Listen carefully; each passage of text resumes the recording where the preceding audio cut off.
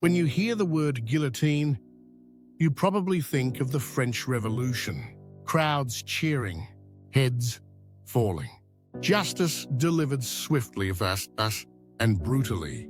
But what if I told you this infamous killing machine was originally designed to be humane, and that the man behind it didn't invent it and later regretted being connected to it at all?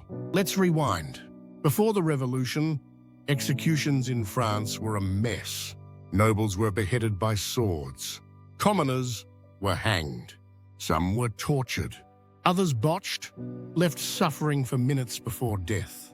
There was no standard, no mercy, no equality in death.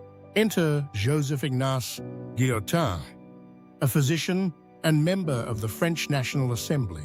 In 1789, he made a bold proposal. What if all execution used a single device, one that killed instantly without pain and treated all citizens equally? He didn't build it. He didn't even design it, but his name stuck. Ironically, Dr. Guillotine was against the death penalty. He wanted to reform it or end it entirely. But when the revolution turned bloody, his idea took on a life of its own. A surgeon named Antoine Louis actually designed the machine, and a German harpsichord maker built it. It was first tested on sheep, then cadavers, then prisoners.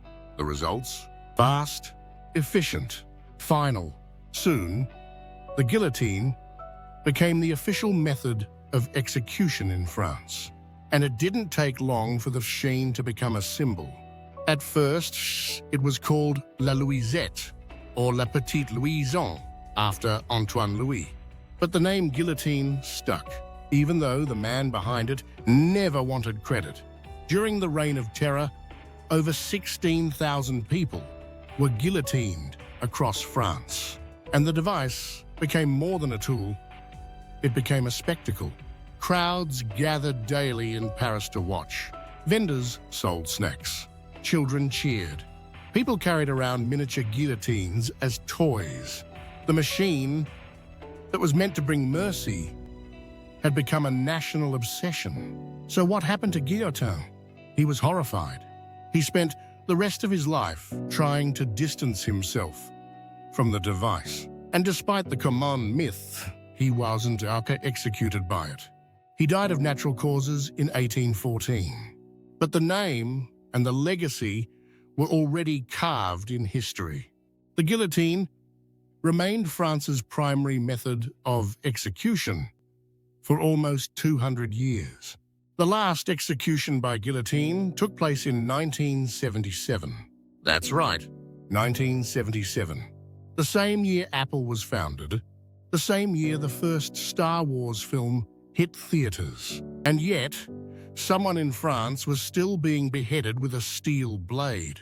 The guillotine was only officially outlawed when France abolished the death penalty in 1981. So what began as a call for equality and compassion became one of the most iconic killing machines in history. It reduced suffering, but also reduced humanity to a spectacle.